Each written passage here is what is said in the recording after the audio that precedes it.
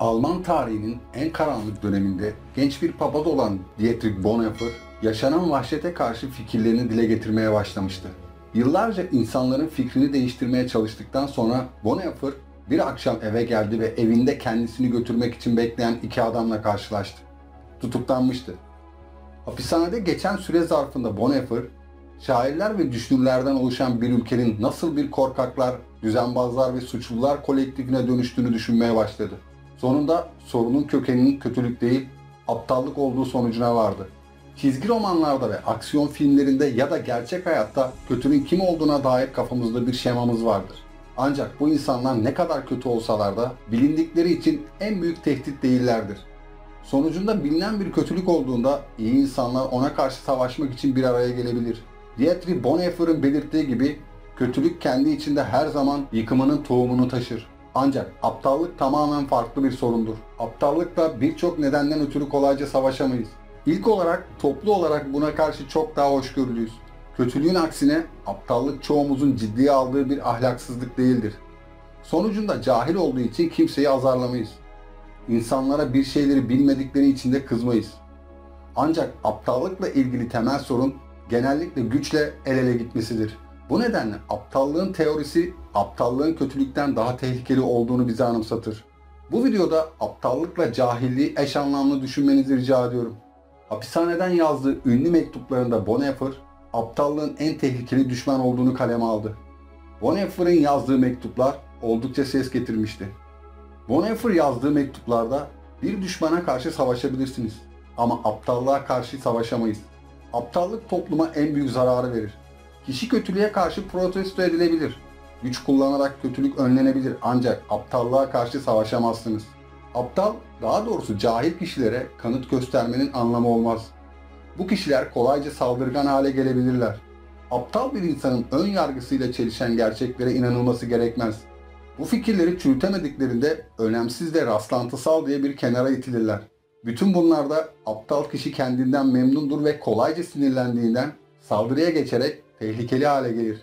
Bu nedenle aptal bir insanla uğraşırken kötü niyetli biriyle olduğundan daha dikkatli olunması gerekir. Aptallıktan nasıl kurtulacağımızı bilmek istiyorsak onun doğasını anlamaya çalışmalıyız. Kesin olan şu ki aptallık özünde entelektüel bir kusur değil, ahlaki bir kusurdur. Bonhoeffer'a göre tartışma, aptal bir insanı aptalca görüşünden vazgeçmeye ikna edemez. Entelektüel olarak dikkat çekecek derecede çevik ama aptal olan insanlar olduğu gibi, entelektüel olarak son derece sönük ama kesinlikle aptal ya da cahil diye tanımlayamayacağımız insanlar da vardır.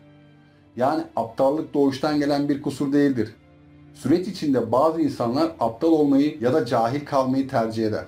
İnsanlarla ilgili bu sorun grup halindeki bireylerde daha çok rastlanır. Bu nedenle aptallık psikolojik olmaktan çok sosyolojik bir sorundur. Aptallık toplum mühendisliği sonucunda oluşur. Kötülük bir kukla ustasıdır ve onu mümkün kılan akılsız kuklalar kadar hiçbir şeyi sevmez.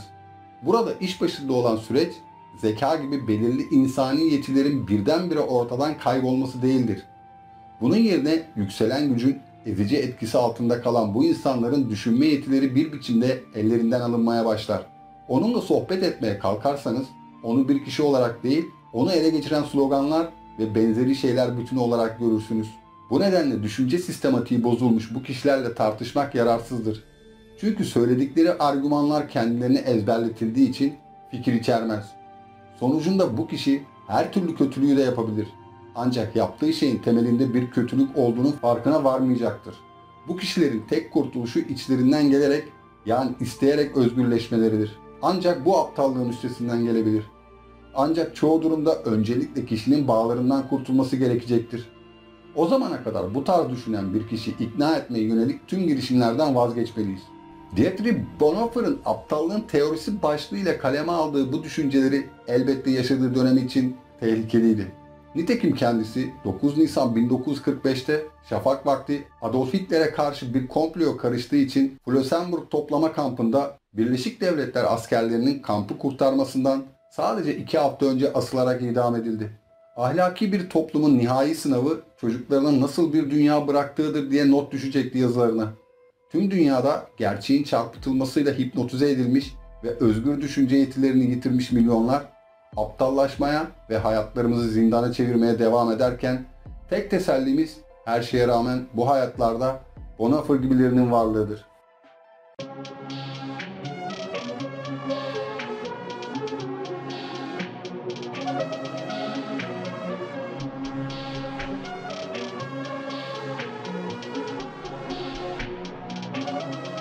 Perfect.